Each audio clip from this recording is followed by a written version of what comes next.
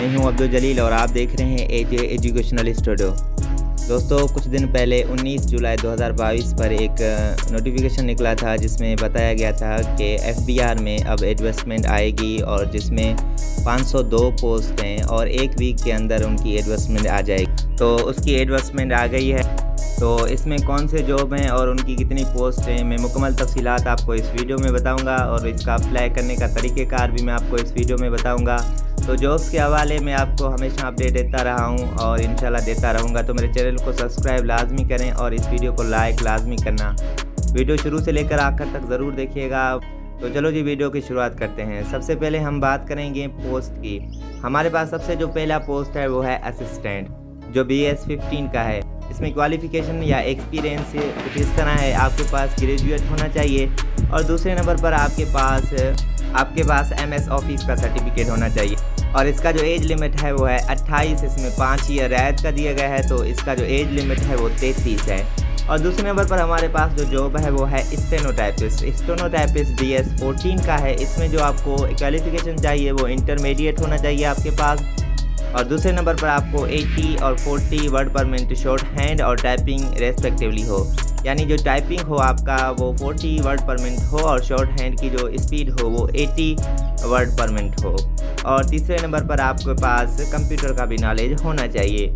और तीसरे नंबर पर हमारे पास जो जॉब है वो है डेटा एंट्री ऑपरेट, जो BS 14 का है। इसमें आपके पास सेकंड क्लास या C grade bachelor degree programme हो किसी भी हैक रिकॉग्नाइज यूनिवर्सिटी से, कंप्यूटर साइंस में हो, स्टैटिक्स में हो, मैथमेटिक्स में हो, फिज़िक्स में हो, किसी भी रिकॉग्नाइज यूनिवर्सिटी से। और मिनिमम जो स्पीड है वो 10,000 की डिप्रेशन पर हावर फॉर डेटा एंट्री वेरिफिकेशन हो। छठे नंबर पर हमारे पास जॉब है वो है अपर डिवीज़न क्लार्क, जो BS 11 का है। इसमें आपके पास इंटरमीडिएट होना चाहिए और दूसरे नंबर पर आपके पास MS ऑफिस का सर्टिफिकेट होना चाहिए। इसका जो एज लिमिट है वो है 30 और वैसे इसका एज लिमिट 25 है। 5 ईयर रैद दिया गया है, तो इसका एज लिमिट जो है वो है 30।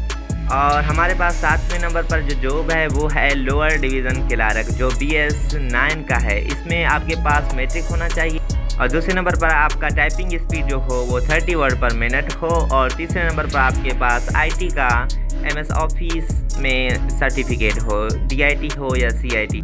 और 8वें नंबर पर हमारे पास जो जॉब है वो है सेपो, जो BS 5 का है। इसमें आपके पास जो एजुकेशन है वो मैट्रिक पास हो और इसमें आपके पास फिजिकल जो होना चाहिए मेल कैंडिडेट के लिए उसका हाइट 5 फुट 6 इंच होना चाहिए और उसके पास चेस्ट जो है वो 32 से 33.5 होना चाहिए। फीमेल कैंडिडेट के लिए उसका जो हाइट है वो 5 फुट 2 इंच होना चाहिए। इसका जो एज लिमिट है वो है 30। और हमारे पास 9 नंबर पर जो जॉब है वो है ड्राइवर, जो BS 4 का है। और इसमें आपके पास एजुकेशन प्राइमरी पास होना चाहिए और आपके पास ड्राइविंग लाइसेंस होना चाहिए और आपको ट्रैफिक रूल्स का जानकारी भी हो। और इसका जो एज लिमिट है वो 30 है, 5 ईयर रैद है और इसमें एज लिमिट जो है 35 है। तो 10वें नंबर पर हमारे पास जो जॉब है वो है डिस्पैच राइडर, जो BS 4 का है। इसमें आपके पास जो एजुकेशन है वो प्राइमरी पास होना चाहिए और आपके पास ड्राइविंग लाइसेंस होना चाहिए और इसका जो एज लिमिट है वो 35 है। और 11वें नंबर पर हमारे पास जो जॉब है वो नोटिस सर्वर है, जो BS 1 का है। इसमें आपके पास प्राइमरी पास होना चाहिए। इसका भी एज जो है वो 30 है। नायब कासद है, चौकीदार है, माली है, फर्श है, आर्म्ड गार्ड, बेलिफ है। तो इसमें सब में आपके पास प्राइमरी पास सर्टिफिकेट होना चाहिए और 30 इसका एज लिमिट है। जनरल इन्फॉर्मेशन या इंस्ट्रक्शन कुछ इस तरह है कि आप इसका फॉर्म जो है वो NGP गवर्नमेंट PK के वेबसाइट पर आप इसका फॉर्म फिल कर सकते हैं और मैनुअल आप अप्लाई नहीं कर सकते इसमें और हार्ड कापी भी आपसे नहीं लिया जाएगा। आप इसका ऑनलाइन फॉर्म फिल करें। अगर कोई एक से ज़्यादा पोस्ट के लिए अप्लाई करना चाहता है तो हर एक के लिए उसको अलग फॉर्म फिल करना होगा। और जब इसका टेस्ट हो या इंटरव्यू हो तो कैंडिडेट को एक सेट जो है वो अटेस्ट होना चाहिए उसके पास और अपने जो ओरिजिनल जो उनके डॉक्यूमेंट्स हैं वो भी उनको साथ लेकर जाना होगा इंटरव्यू के लिए। और इसका जो स्क्रीन टेस्ट है या स्किल टेस्ट है वो कंडक्ट किया जाएगा as per requirement policy of the. और 6 नंबर पर यहाँ पर लिखा हुआ है इसमें 10% जो कोटा है वो वुमेन का है, 5% जो कोटा है वो माइनॉरिटी का है, नॉन मुस्लिम का, और 2% जो कोटा है वो डिसेबल पर्सन के लिए है, यानी इसमें डिसेबल पर्सन भी अप्लाई कर सकते हैं।